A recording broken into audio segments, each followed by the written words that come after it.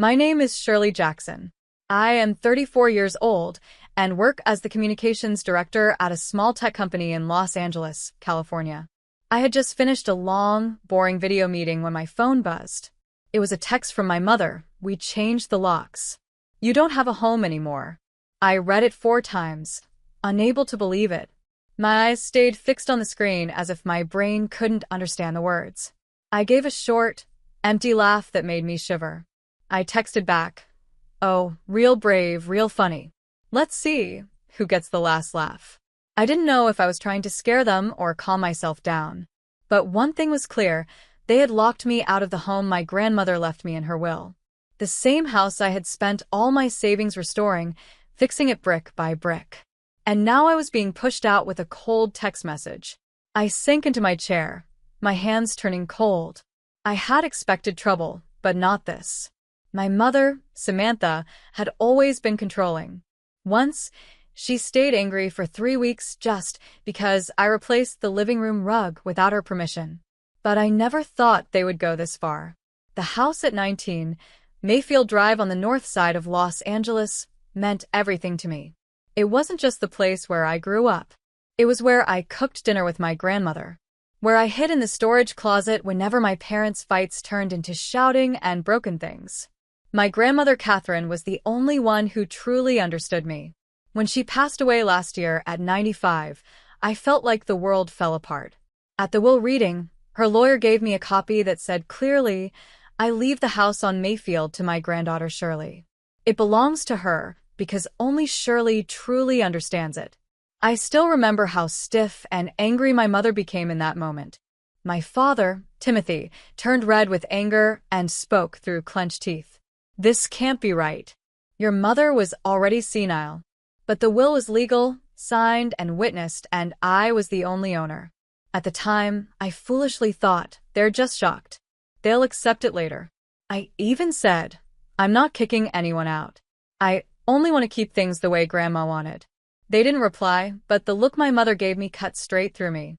A few months later, I moved into Mayfield and started fixing the old wiring and plumbing. I saved every original window frame and every worn brick.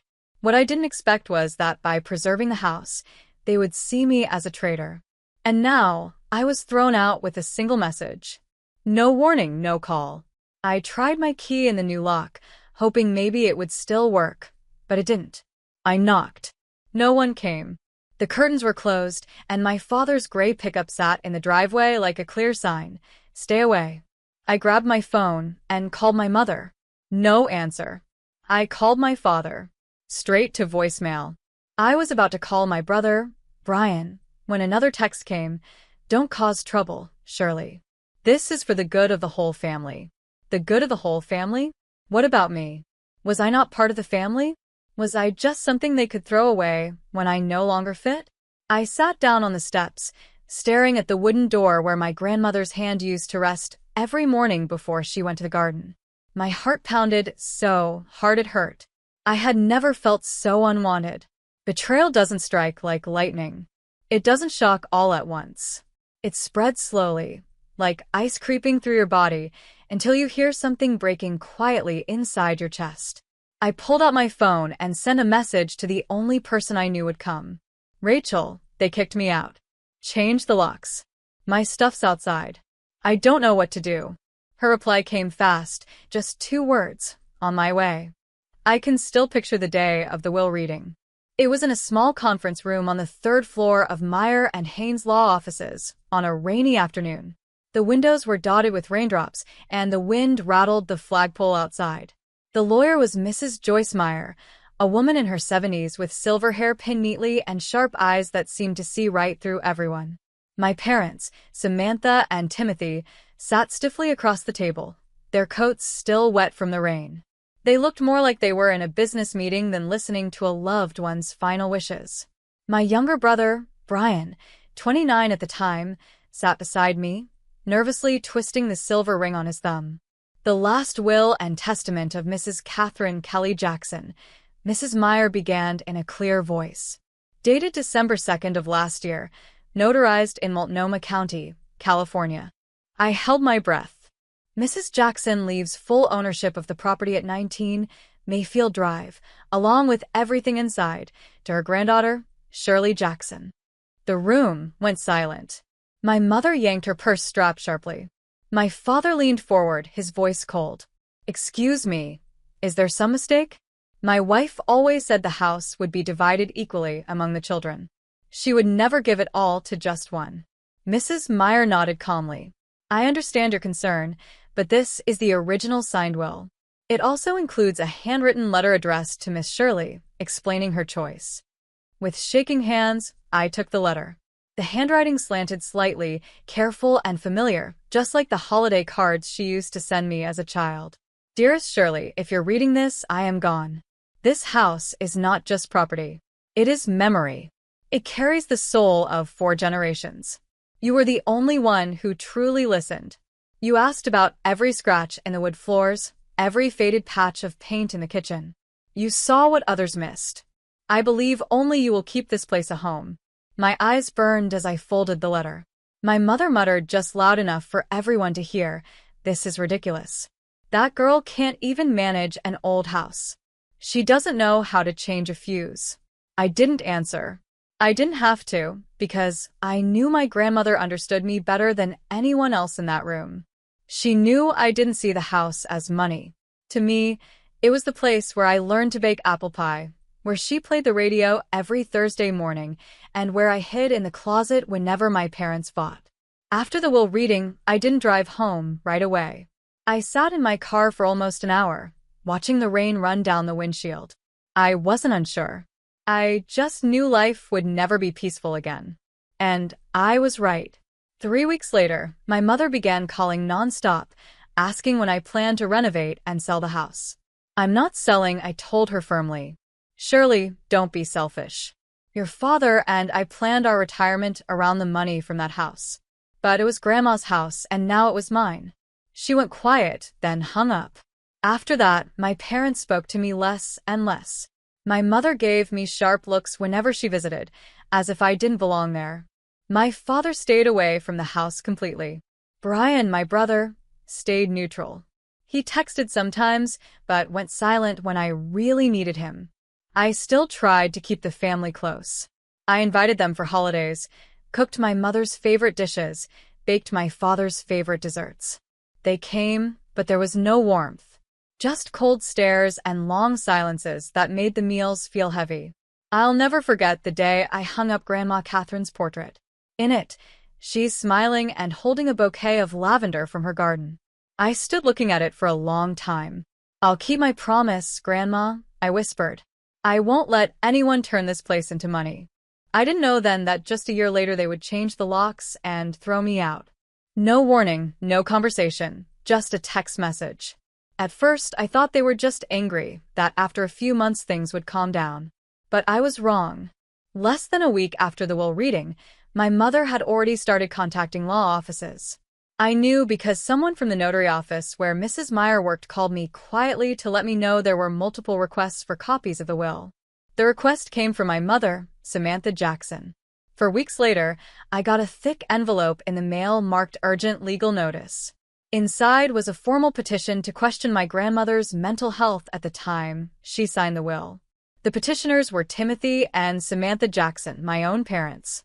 The petition claimed my grandmother had memory problems, acted strangely, and that I'd pressured her.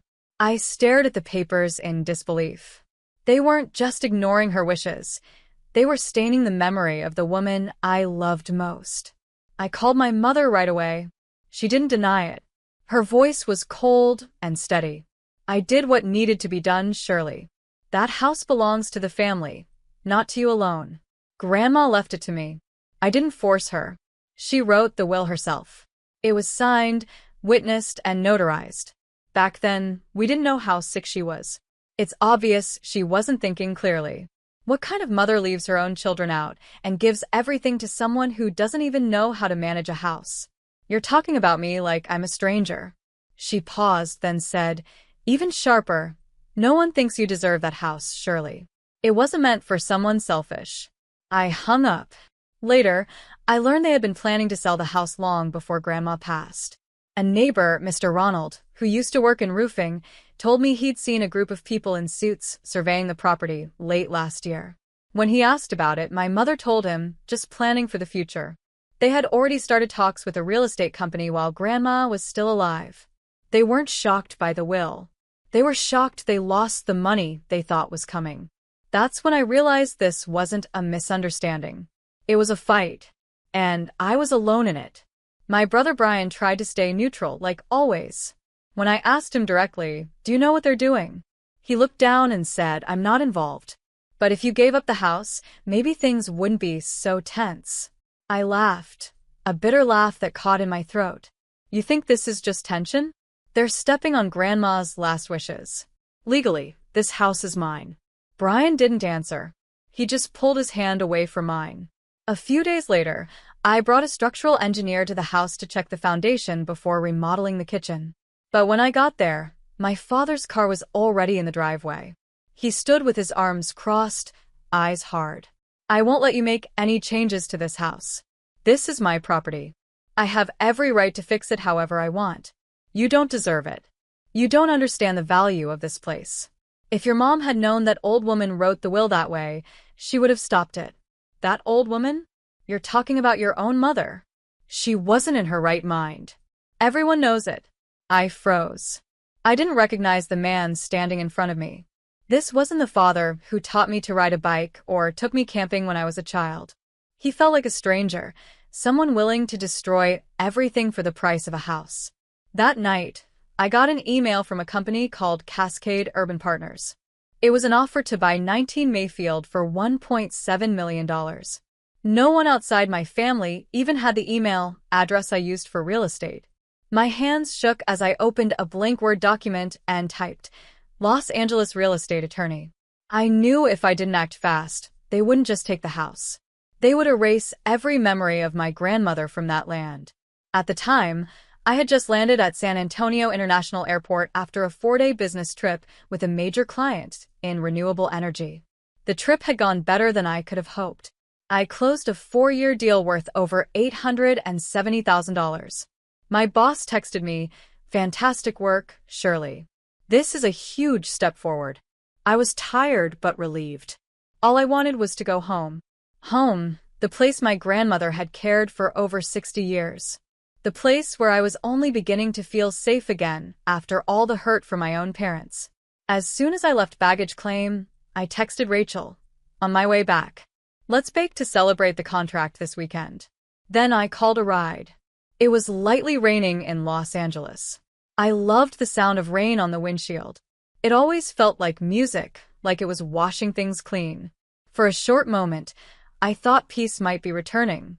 But when I slid my key into the front door, it wouldn't turn. I tried again. Nothing. I stepped back and looked closely. A new lock. One I had never seen before. I froze on the porch, my hand still on my suitcase. My mind went blank for a few seconds.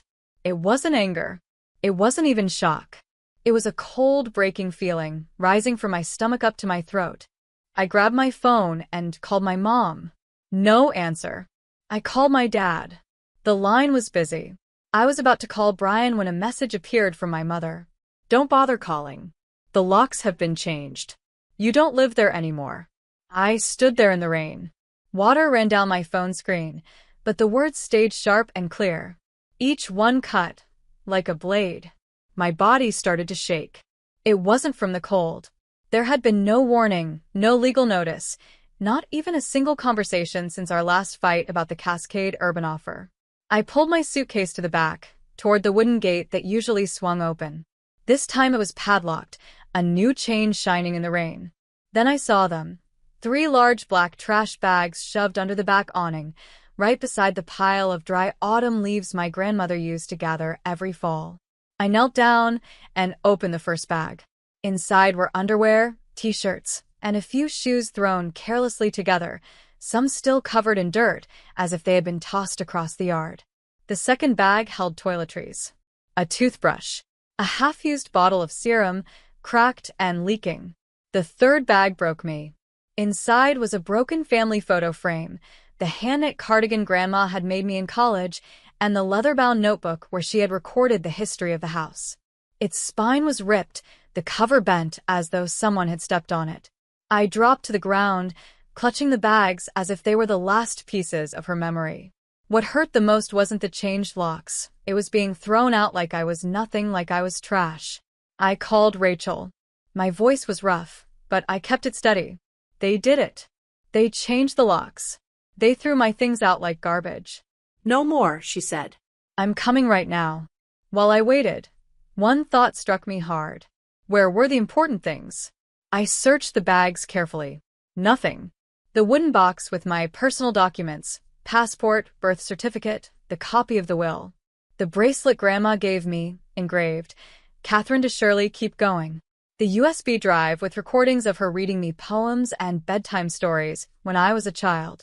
All gone. When Rachel arrived, she didn't speak. She just opened the trunk and helped me load the bags. Her face was pale, but her eyes were blazing. You're not staying here another night. You're coming home with me. We'll see a lawyer first thing tomorrow. I couldn't speak. I was drained. That night, lying on Rachel's couch in the dark, I didn't feel angry. I didn't even feel hurt. I felt one thing only: resolve. The next morning, I walked into a law office with exhaustion weighing on me, my nerves stretched tight like wire. Rachel came with me, holding 2 lattes, one for her, one for me. Unsweetened, extra ice, just the way I liked it. The building was in the Pearl District, with red brick walls, tall glass doors, and a sign that read, Lauren Williams, Attorney at Law. I had found her name on a legal forum for victims of illegal eviction. Dozens of reviews said the same thing. She doesn't back down from anyone. Lauren looked about 40, with short black hair, sharp features, and cold gray eyes. She greeted me with a firm handshake and a steady look that seemed to read my thoughts before I even spoke. Shirley Jackson, please come in. We sat in a small meeting room. The walls were covered with awards and framed court wins. No flowers, no family photos, only proof of her work. I told her everything. From the will reading to the day I found my belongings dumped near the pile of dried leaves. I gave her a copy of the will, photos of the items thrown outside, the message from my mother, and a list of what was missing. Lauren didn't interrupt once. She only nodded and wrote notes with a fountain pen, underlining words like no court order, notarized will, and missing property. When I finished, she leaned back in her chair. Your parents changing the locks, throwing out your belongings, and keeping your personal documents is an illegal eviction, she said. It's especially serious since you're the legal owner of the property under a notarized will. I nodded. I already knew that. What I wanted to know was what I could actually do. We'll file an emergency injunction with Multnomah County to restore your access to the property, Lauren explained. At the same time, I'll file a civil lawsuit for damages due to unlawful eviction, property withholding, and emotional distress. Can they fight back? I asked. They can try, she said, but California law does not allow self-help eviction, even in families. Locking you out without going through legal channels is completely unlawful. Rachel, sitting next to me, quietly squeezed my hand under the table. Lauren continued, I'll also request the police open an investigation into the missing documents. If your parents give false reports or try to blame you, we'll use their own messages as proof against them. I sat silent for a moment. Then I asked, almost without thinking, and if we lose? Lauren looked straight at me. I don't take cases I don't believe I can win. That morning, I signed the service agreement. 3 days later, Lauren filed the complaint with the court. The evidence included the notarized will with my name, photos of the house and the new lock, pictures of my belongings in trash bags, the text from my mother, a list of missing items with both emotional and legal value, and a contractor's report proving I alone had paid for all renovations. For days after that, I received notice. An emergency hearing was set for the following Saturday. Just when I was preparing myself for court, something unexpected happened. I got a call from the Los Angeles police. Miss Shirley Jackson? We'd like to speak with you regarding a theft report connected to the property on Mayfield Street. The complaint was filed by Mr. and Mrs. Timothy and Samantha Jackson. I froze. They're accusing me of theft? The officer went on. According to them, the stolen items include antique jewelry, legal documents, and a wooden box. I couldn't even laugh. They were the ones keeping those items. They had kicked me out and taken everything. I called Lauren right away. She listened quietly, then said, "They're trying to build a counterattack, trying to make you look like the suspect so they can weaken your case." "What should I do?" I asked. "Nothing. I'll handle it. From now on, all contact with them goes through me." That afternoon, Lauren filed a motion to expand the complaint, adding a charge of false reporting to law enforcement meant to intimidate me. That evening, sitting on Rachel's sofa with a warm cup of tea, I felt something I hadn't in weeks. I wasn't shaking anymore. 4 days before the emergency hearing, I got a strange email from an unknown address. Emily Osment 19899. The subject line read, "Catherine Important." I almost deleted it, thinking it was spam. But the first line made my heart stop. "Surely you don't know me, but I'm Catherine's maternal half-sister, your great-aunt. I have something Catherine left behind, with instructions to deliver it only if the family turned against each other after her passing. Call me. Here's my number." I read it over and over.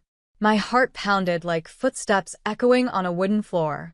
I remembered Grandma mentioning the name Osment a few times when I was younger. She once said, "Emily's not the warmest, but she always keeps her word." I called right away.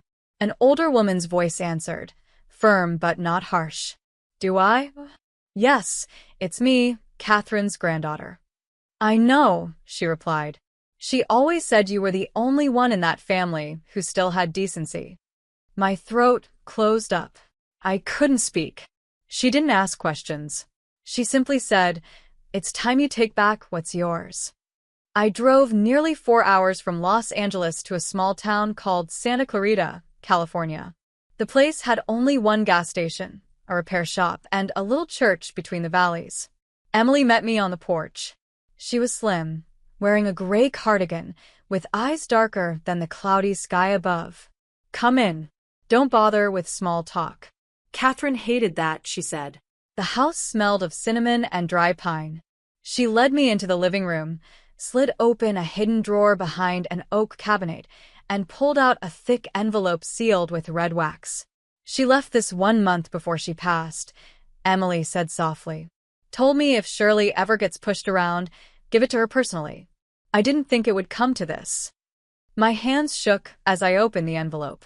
Inside were a handwritten letter more than 4 pages long, clearly dated, a printed email exchange between my parents and a real estate company called Norwest Structures, and a blue USB stick labeled, "If they deny it, open this." I read the letter first. The handwriting was the same neat slant I had seen on Grandma's Christmas cards. "Dearest Shirley, if you're holding this letter, then things have happened just as I feared. Your mother and father have been pressuring me for more than a year to sell the house. They've called me a burden. Once, they even suggested sending me to a care home in San Diego so they could take over the property. I refused. That same night, there was a big fight in the kitchen. Timothy slammed a glass on the floor. I recorded it just in case I needed proof that I was of sound mind when I wrote the will. This house belongs to you, Shirley. Not out of favoritism, but because you understand it better than anyone. This is not just real estate. This is history." Tears filled my eyes. Aunt Emily quietly handed me a tissue. I plugged the USB into her laptop. On it was an audio file almost 8 minutes long. My grandmother's voice came through, strong and steady. "I, Catherine Kelly Jackson, am of sound mind and fully aware of my actions. If anyone, including my daughter Samantha, claims I was not fit, please listen to this recording." Then came the argument.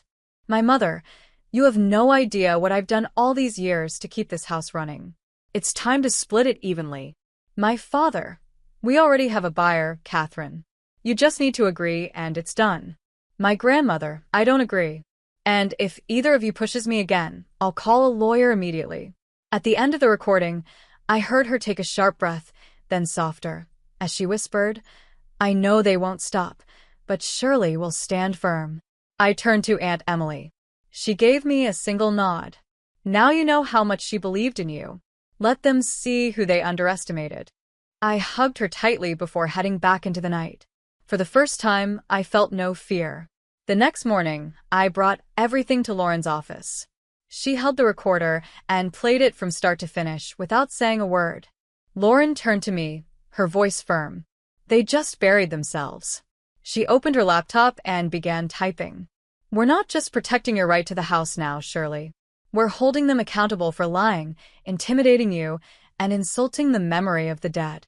I sat down, bracing myself. The real fight had started.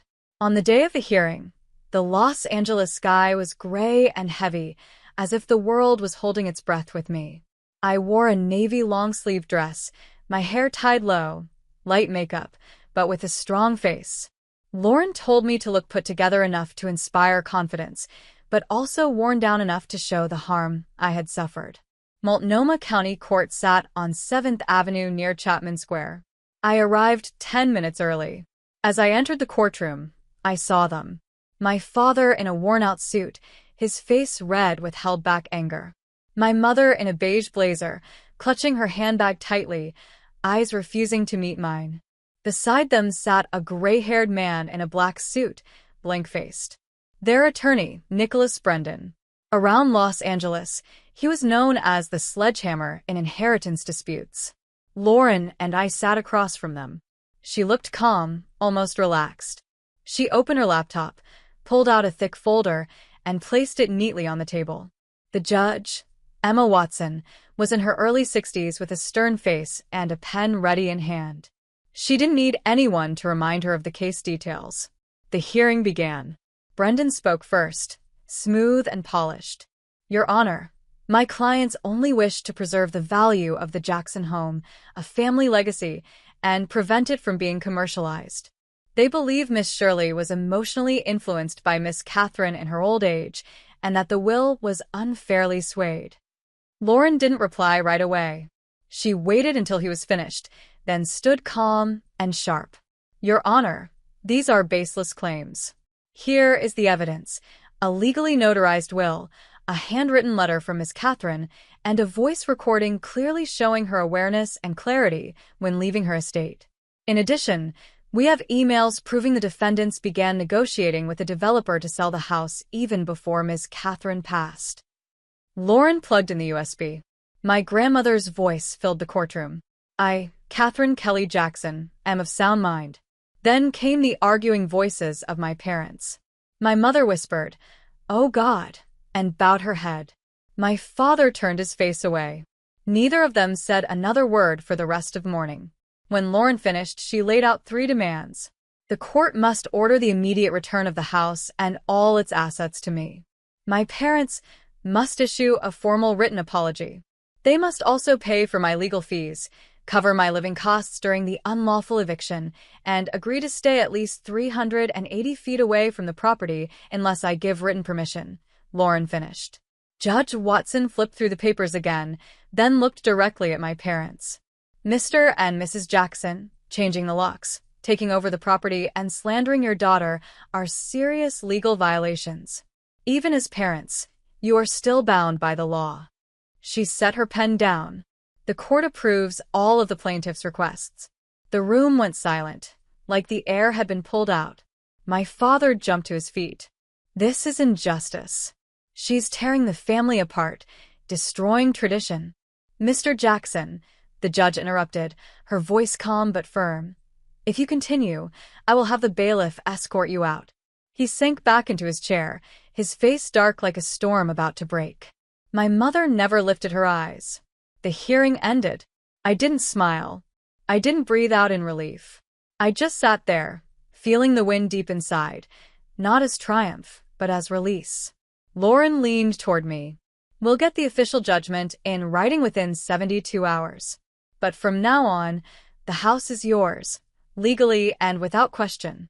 3 days later, I returned to 19 Mayfield with Rachel, a locksmith, and a sheriff's deputy. The house was almost stripped bare. My grandmother's paintings were gone. The antique tea set from the glass cabinet was missing. In her bedroom, the old wooden dresser where she kept her letters stood empty. It took me nearly 4 weeks to restore the Mayfield house after what they left behind. The walls were peeling, Cabinets were unhinged. Even the washing machine hose had been pulled out, leaving foul water inside. But I didn't complain. I treated it like a cleansing ritual. Rachel and 3 of her friends from her design group came to help. We repainted the living room walls a warm cream color and replaced the lights with vintage-style glass fixtures. I didn't try to bring the house back to the way it was. I only kept what carried her spirit. The grandfather clock, the oval wood frame with its pewter edge, and her beloved 4-legged tea table. The old dining room I transformed into a gallery. Morning light poured through the big window, glowing on the exposed brick wall. I named the space the Jackson Room, a way to keep telling the story my grandmother had lived and defended. I didn't open the gallery for money. I opened the gallery because I wanted to prove that memories don't need to be bought or sold to survive. 4 months later, I held the first exhibition, photos by local photographers on the theme of family and distance. I can still remember standing in that crowded room, a glass of Prosecco in my hand, looking at the black and white photos hanging evenly on the brick walls and thinking, I've finally come back. Brian showed up, too. I hadn't invited him, though Rachel said maybe I should have. When he walked in, he was holding a small picture frame. His eyes still had that boyish look I remembered from when I used to comfort him after our parents scolded him unfairly. I found this in the old basement storage under our parents' house, Brian said softly. It's a photo of Grandma watering the garden on her 90th birthday. I took the frame. The wood edges were worn, but the light on her face still glowed. I didn't agree with what they did, Shirley, he continued, but I stayed silent too long. I'm sorry. I looked at my younger brother. I wasn't angry anymore, but I wasn't ready to forgive either. Grandma knew who she trusted, I said quietly, and now I do too. I nodded. No hug, no tears, but inside, something unlocked. Since that first exhibition, the gallery has been open 4 days a week, from Sunday to Thursday. I invite artists from California and Texas, especially those who've never had a chance to show their work in big city venues. People from the neighborhood, once hesitant, now visit often. An older woman who lives on Magnolia Street once told me, "Your mom must be proud." I smiled gently and replied, "My grandmother, and yes, I believe she is." I still work full-time at the media company, but I see it differently now. I no longer feel I need to prove myself to bosses or coworkers. I just need to stay true to myself. My parents remain silent, just as the court ruling demanded. They've never returned to Mayfield. Every year, my mother sends me a birthday card on the exact day, always with my name spelled right. No extra words. I keep them, not for forgiveness, but as a reminder of boundaries. And Aunt Emily, the relative I never knew before, has become someone I now call at least twice a month.